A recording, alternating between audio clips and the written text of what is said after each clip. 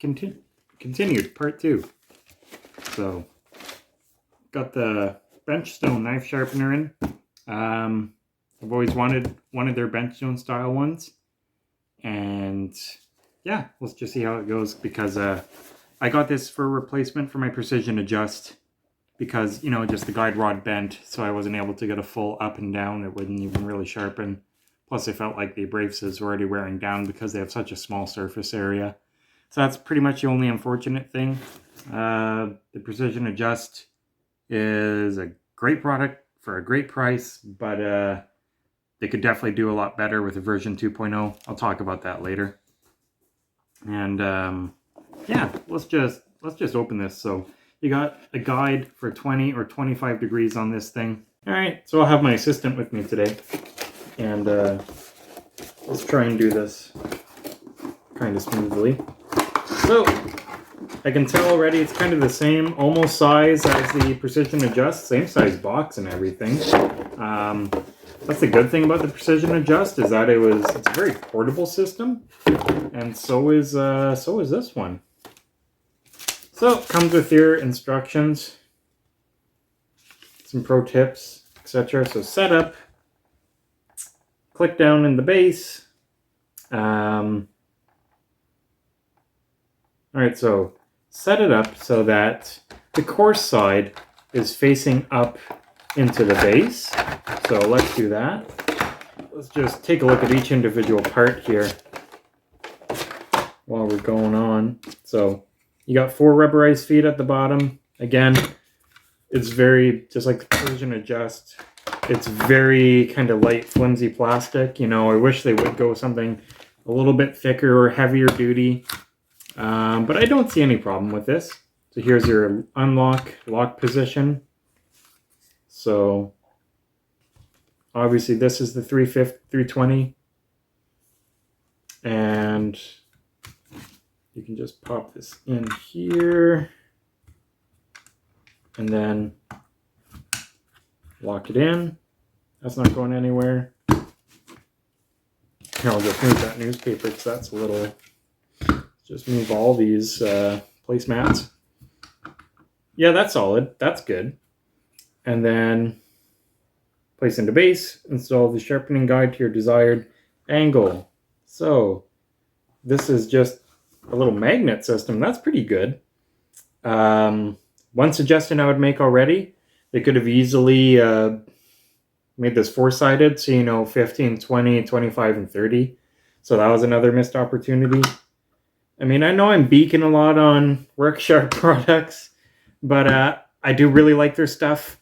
I mean, it's great for the price, but I'm just saying it so I could, you know, hopefully get them better stuff over the years. So 20 or 25 degrees. Yeah, they could have easily like made that a square instead of a rectangle and just included more angles. I can tell already I really like the size of those abrasives, etc. So that's probably about 1 inch, no, like 1.5 inch or 2 or so, I don't know, by 6.5 inches, looks like. So pretty good and sizable. I mean, here's a Spyderco cook knife, comparing it to the, let's just lower that angle a bit.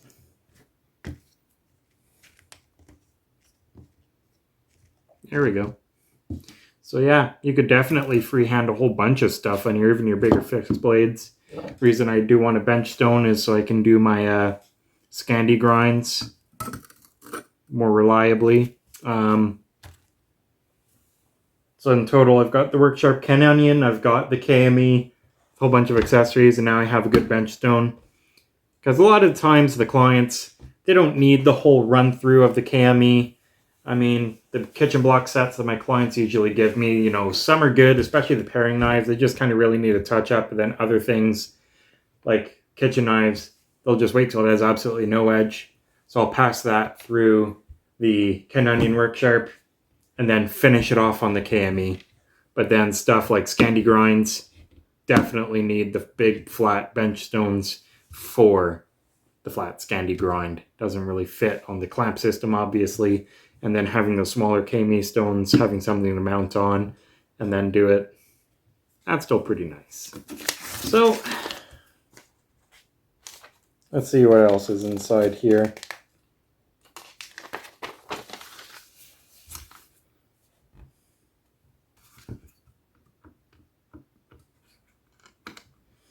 So that's pretty cool.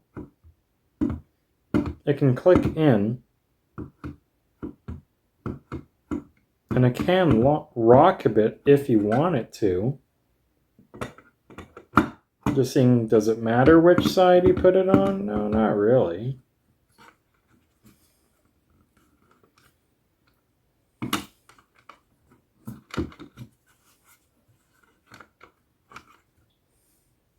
So I'm just seeing how we can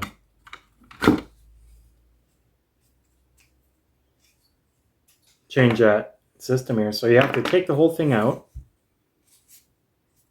and then you can just switch this thing around. So there's the fine ceramic.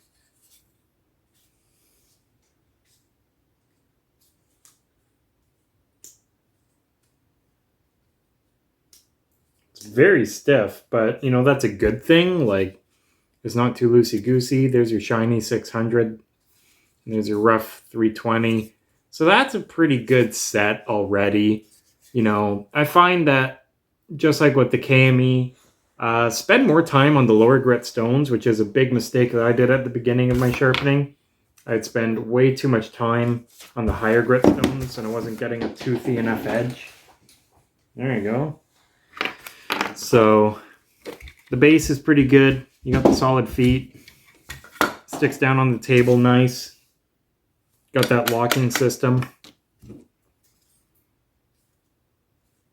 Now I'm gonna have to break in these stones, do a few knives. All right, so here we go. Just kind of initial impressions, first test. Let's touch up a VG10 Spyderco cook's knife. So starting with the 320.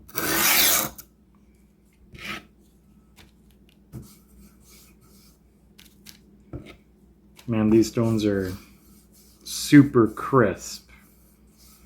Some soapy water on there. 1, 2, 3, 4, 5, 6. See, I'm not dragging off. I'm actually stopping here and lifting. 10. Hope I counted that right.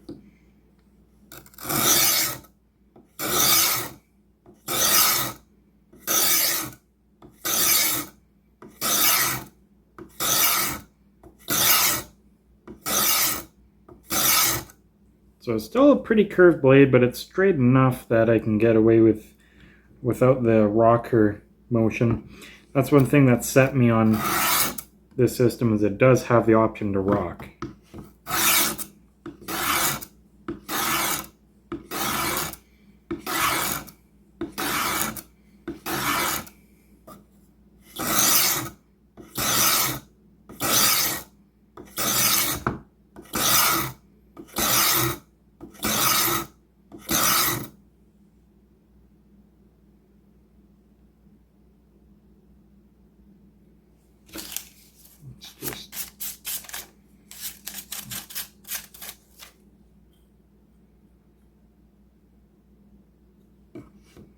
Yeah, that's removing a healthy amount.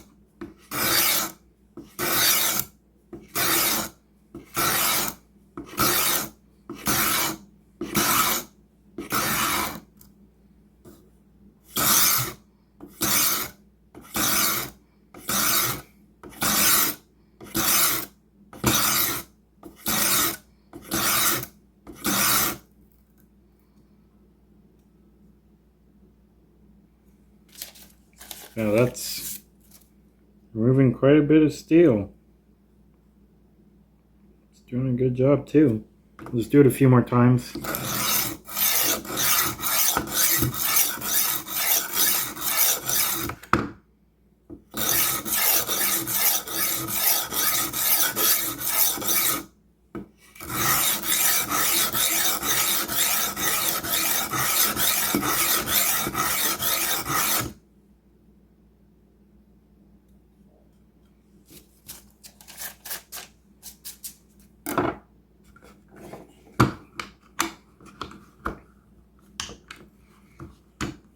unlock.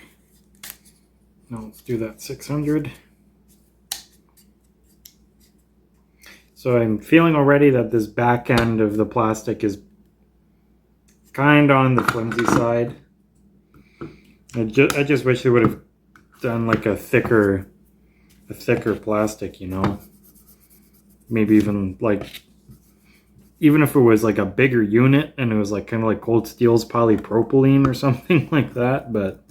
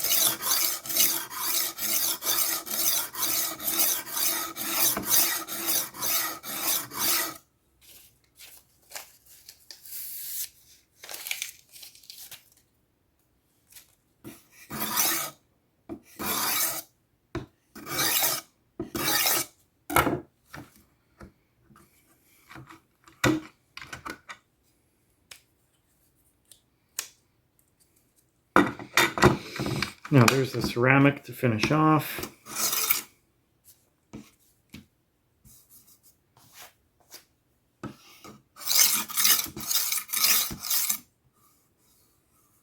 Still some particles. I want it smooth.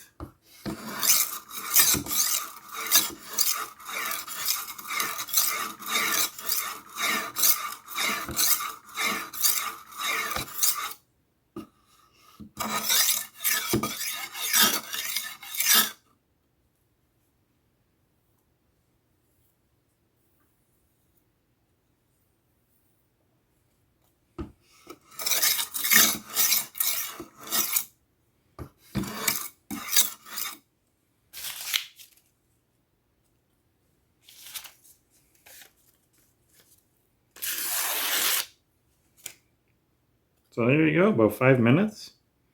You can touch up kind of a mid-end steel like VG10. That's pretty good. So that's a pretty neat thing. So instead of just blabbering on, just decided to read the manual. So that's the design of the lock system. That's kind of the main gig. So now it'll rock either way, back and forth. Such if you have a big curving blade. Or you can just have it in, lock it, and keep it still. Things like more of a straighter Scandi blade. And when it's locked, you do more of a follow the curve. And if it's unlocked, let's just switch it for a second here.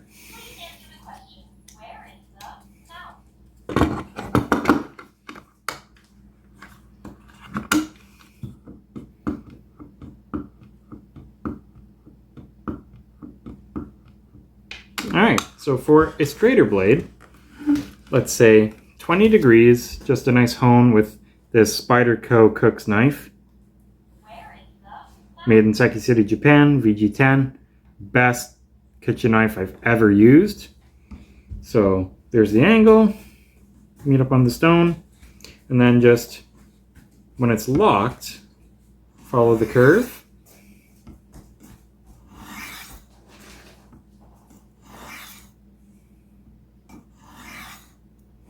See, corrected my mistake there is to stop on the middle of the stone and lift off. Don't dull that tip. And remember, use as light pressure as possible to achieve a sharp edge.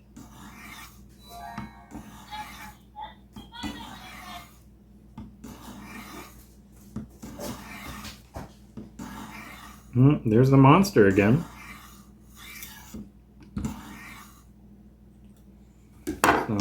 change that to 20.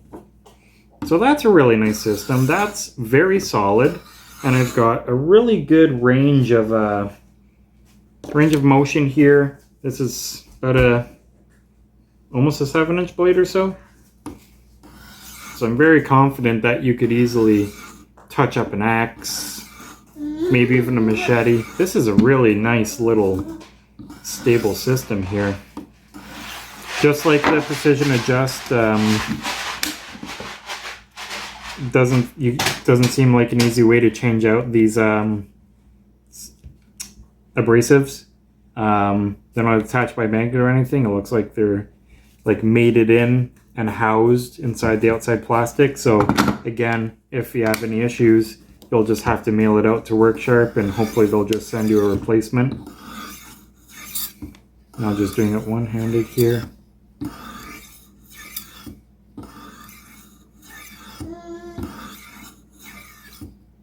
Following the curve.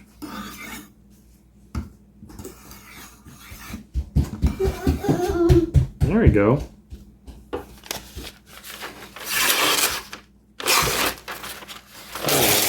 So this is how I kind of test my knives.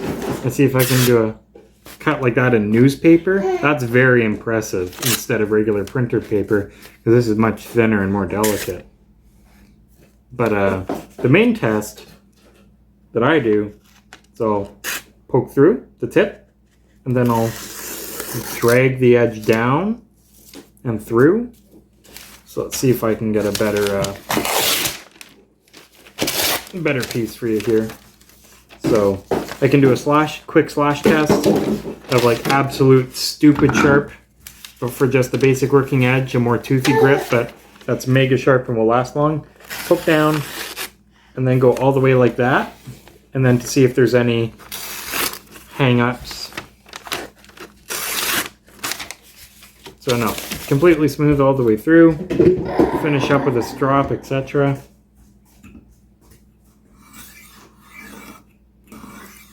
So that's a good size.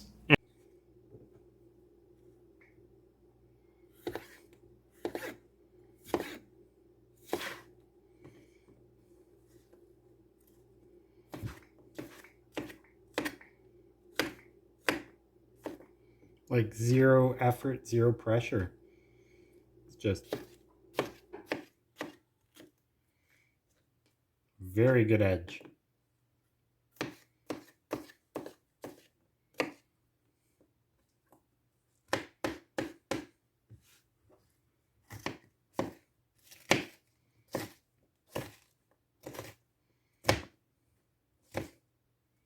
Yeah, that's great.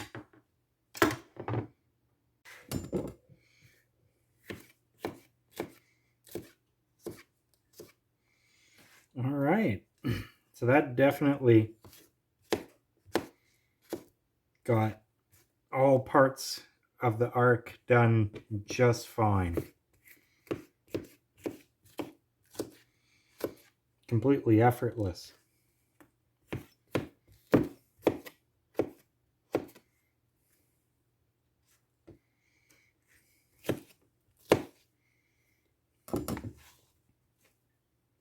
There you go.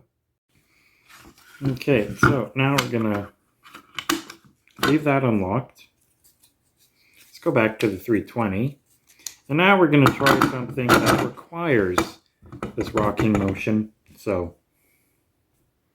cold steel skinning knife, commercial skinner, I believe it's called. So follow the angle, but with this curving motion, this the rock going to the side will actually assist in keeping a more consistent angle with that abrupt belly. Because if I kept it flat, I would have to ride it out, and then I would slowly kind of tilt and lift my back hand to follow that curve and keep the angle consistent. Otherwise, if you do it completely flat, this angle at the front on the flat is steeper, and on the curve will be more shallow. So the edge will be thick here, 20 degrees, And then if you don't keep it flat, you'll be grinding a long time because you'll be missing the edge. You're just going to be grinding that that V edge, that kind of V block on the edge before the apex on the termination. So to put it simply, say 20 degrees here, but if you don't rock your hand up on the handle side to follow that curve, it's going to be 15 degrees or maybe 16, 17 degrees, and you're going to be removing a lot more steel to actually get to the edge. So let's just see how this goes.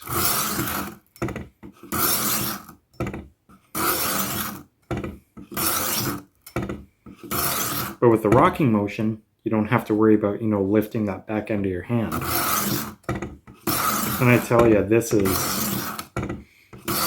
super easy, super smooth, and this base is solid on the wooden table.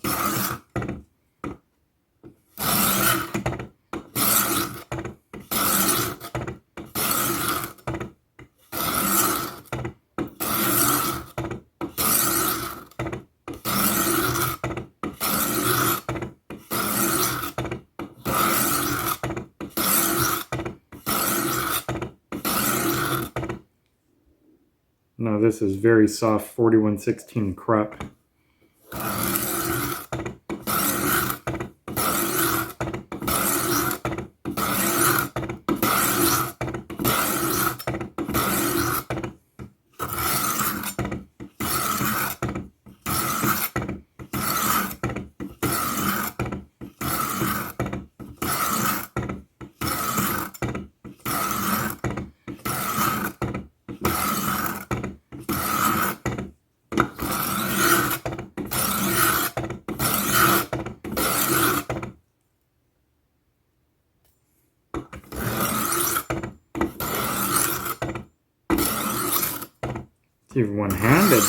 Even one-handed, that's nice and easy.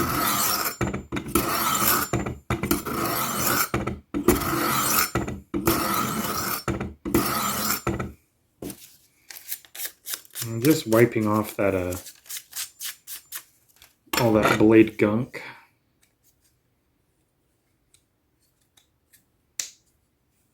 See, those are little tabs that just click into the machine. There we go.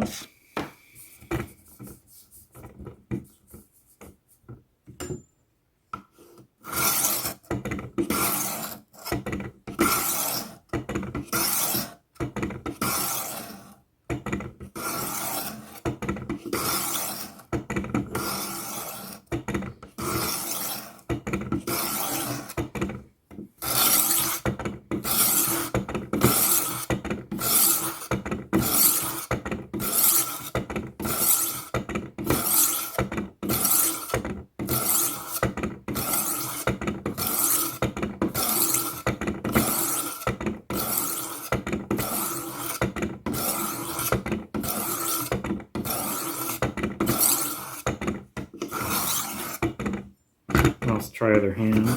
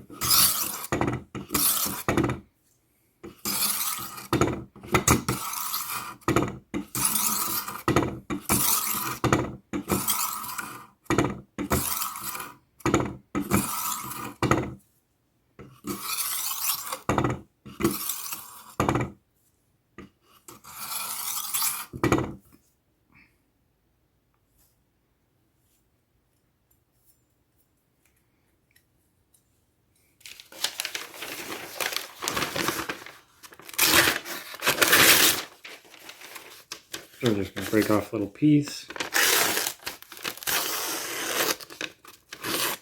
Okay.